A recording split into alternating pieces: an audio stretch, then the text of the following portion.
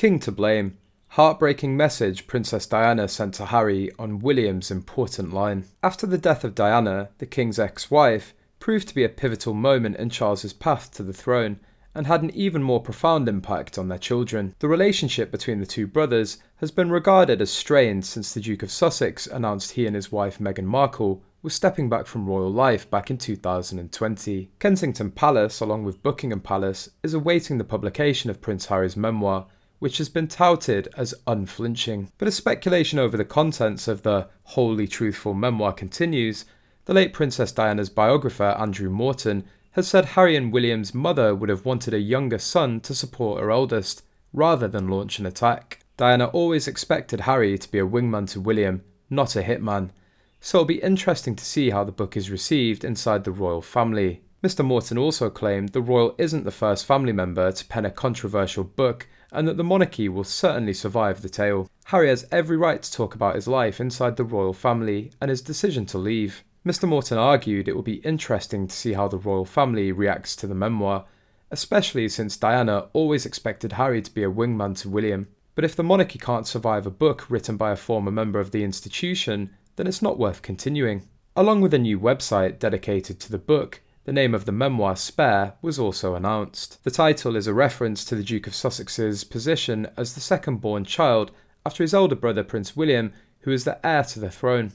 Christopher Andersen, author of a new book about King Charles III, believes the Prince of Wales and the Duke of Sussex suffered a form of PTSD after having to mourn their mother with the world watching.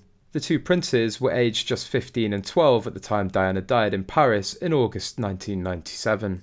Mr. Andersen said that while researching his biography, The King, The Life of Charles III, he learned Harry found flying into London triggering. He said it reminds him of that day when he had to walk behind the coffin, and they were more or less bullied into doing it by the palace, by the men in grey, who really run the palace, the people that Diana used to complain about. Harry has previously said that no child should lose their mother at such a young age, and then have his grief observed by thousands of people. Mr. Andersen added that King Charles deeply regrets making his sons proceed behind Diana's casket after learning how much it impacted them. Mr. Andersen added Diana's brother Charles, Earl Spencer, felt tricked on the day of Diana's funeral.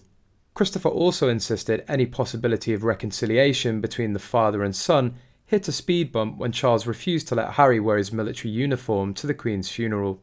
As we reported, Harry and Prince Andrew, as non-working royals, were banned from wearing their military uniforms during her ceremony, though oddly, Andrew, of all people, was granted permission to wear his during one special occasion. This was after he was stripped of his military titles following sexual assault allegations, so the decision definitely seemed like a slap in the face to Harry. Interestingly, after a ton of backlash, King Charles reversed his decision and let Harry wear his uniform for one 15-minute ceremony, during which the Queen's grandkids stood by a casket for a final vigil. Still, the message was loud and clear. Christopher addressed this on the podcast, saying Harry and Meghan may have wanted to reconcile with the royal family while in the UK, until the bullshit started to occur.